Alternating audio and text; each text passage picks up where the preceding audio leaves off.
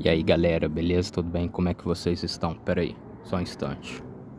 Foi. E aí, como é que vocês estão? Tudo beleza? Tudo de boa? Eu espero que sim. Então galera, voltando a um raciocínio na qual eu estava falando pra vocês,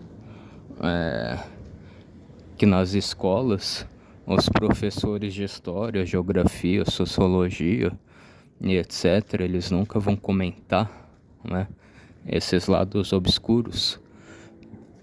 Não imitando como é mesmo o nome? O Leandro. Então, não voltando, né? Tive que dar uma pausa.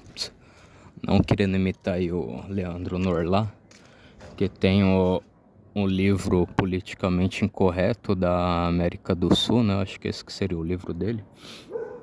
E talvez seja uma das poucas coisas que eu concordo, né? Com o que ele fala nesse livro aí. E ele fala nesse livro a respeito dessa figura que eu acho que as escolas elas enaltecem, elas fazem uma hipérbole, elas endeusam, veneram, idolatram a figura do Zumbi de Palmares. E todos nós sabemos que o Zumbi de Palmares não é toda aquelas coisas, aquilo que falam nas escolas, né? Que os professores enalteçam. Os professores eles querem achar uma figura de alguém que, obviamente, né, o tempo sombrio da história do Brasil, né, no qual houve a escravidão das pessoas do continente africano, né, mas também, durante todo esse tempo, também existiu as cartas de alforria, né, desde o tempo que começou a população, a populacionar, né, é esse termo que eu quero dizer, a populacionar o atual território do Brasil, né. Obviamente, até nos dias de hoje, a população do Brasil é muito mais na parte litorânea, né? Alguns dizem que seja em torno de 80%, algo que eu discordo um pouco em partes, né?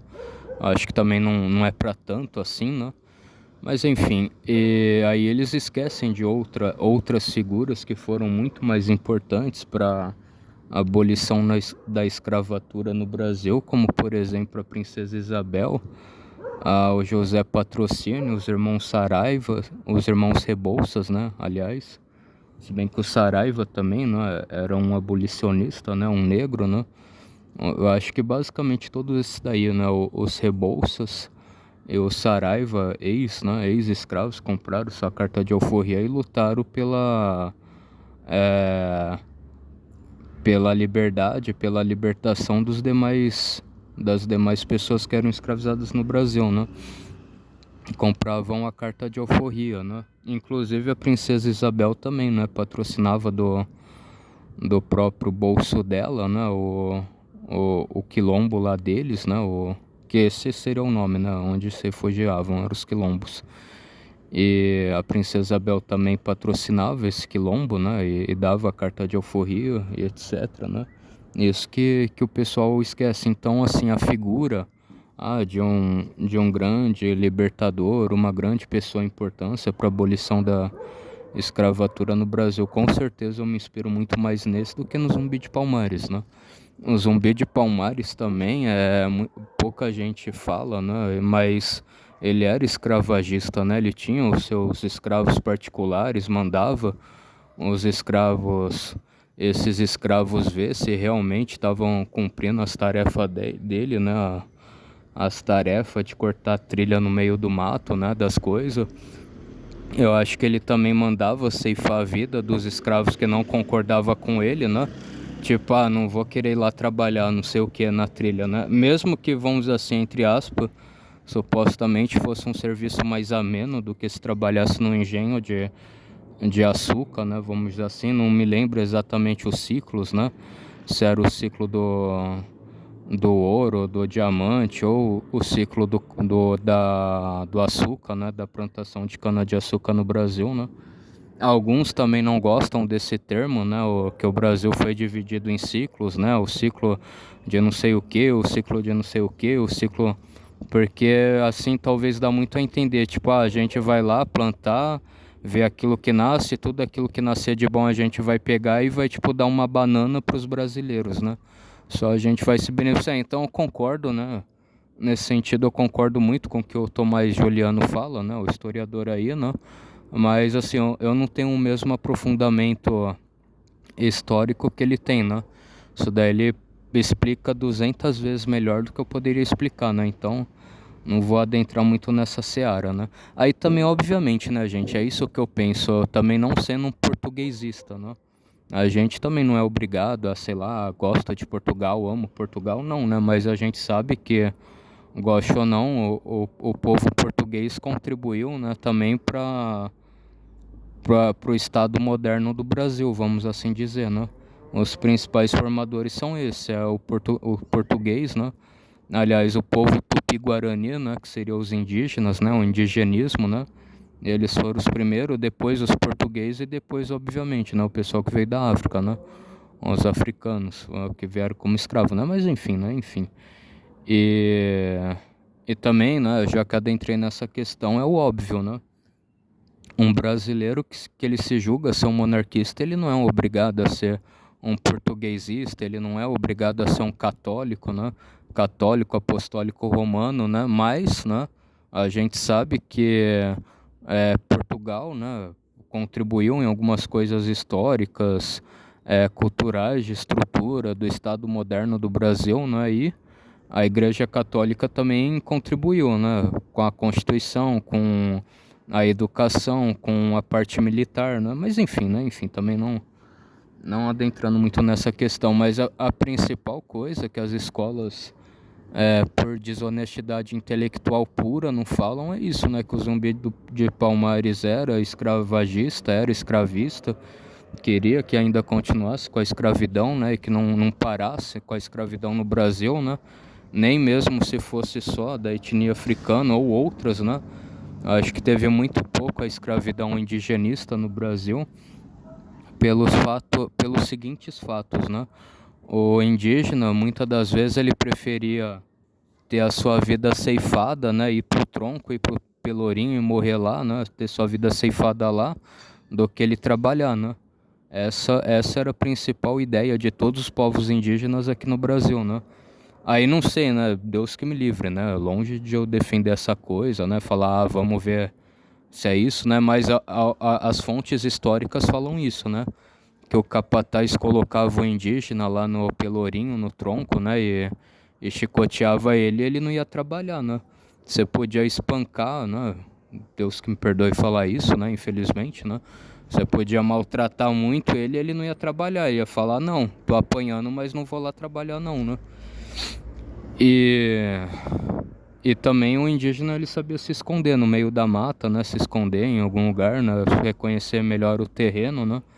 Então foi, ou sei lá, né? Ou eventualmente também, se, não sei, né? Um branco trabalhasse em trabalho análogo à escravidão, ele não queria mudar todo esse fato e todo esse fato dentro do território brasileiro como um todo, né?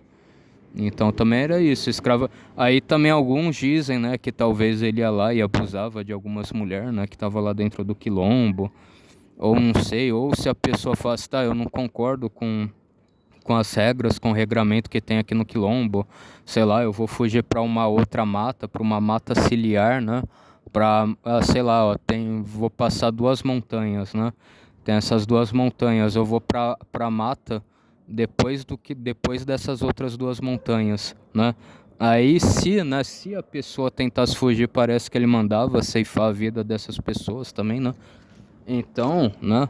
Eu lamento muito aí, né, a essas pessoas, né? Ou o chat GPT também, né? Mas para mim o Zumbi dos Palmares está longe de ser alguma boa referência nacional, de algum herói nacional, de algum brasileiro que foi bom pro Brasil, né? Acho que antes esse aí, os irmãos Rebouça, Saraiva, José do Patrocínio, né?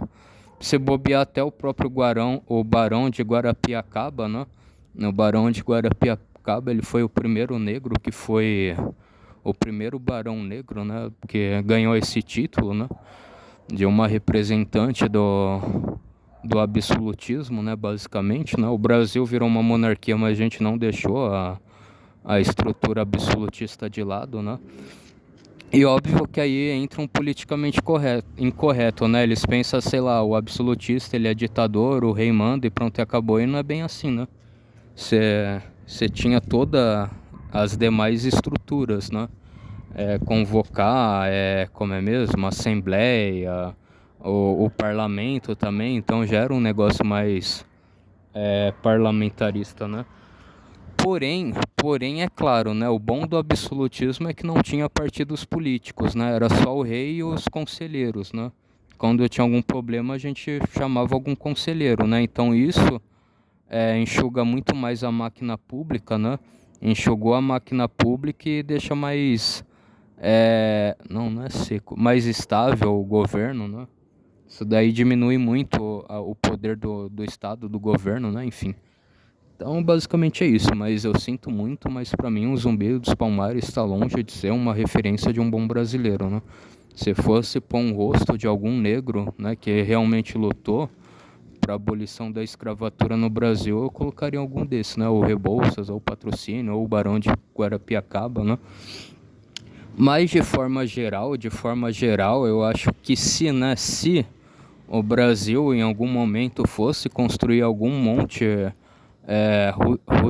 Rushmore, né? Desculpa aí que meu inglês é péssimo, né? Não sei se essa é a pronúncia, né? O monte Rushmore, algum negocinho.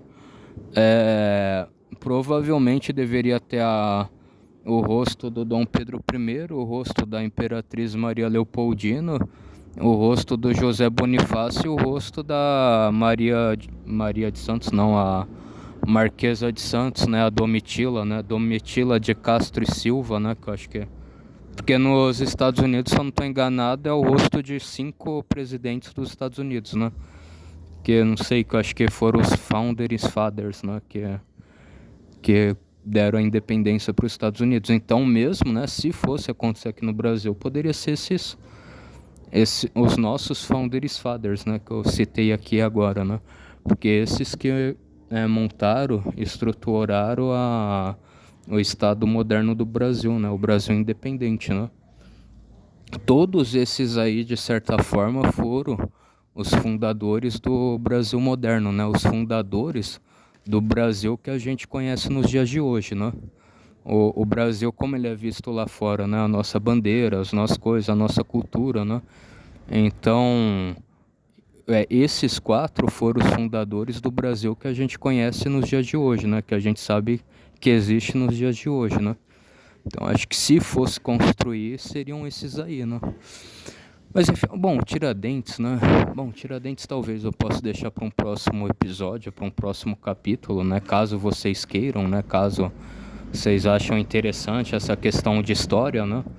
Acho que no meu canal basicamente eu falo mais de política e sobre o AutoCAD, né? Volta e meia, quando eu tenho tempo de fazer alguns projetos na minha faculdade, né? Mas a gente pode também falar um pouco sobre história, né?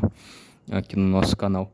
Mas enfim, então fiquem aí todos na santa paz de Deus, até mais, um forte abraço, pode passar a régua aí, né? Passou a régua, tamo junto, falou, é nóis e falou, galera, até o próximo vídeo.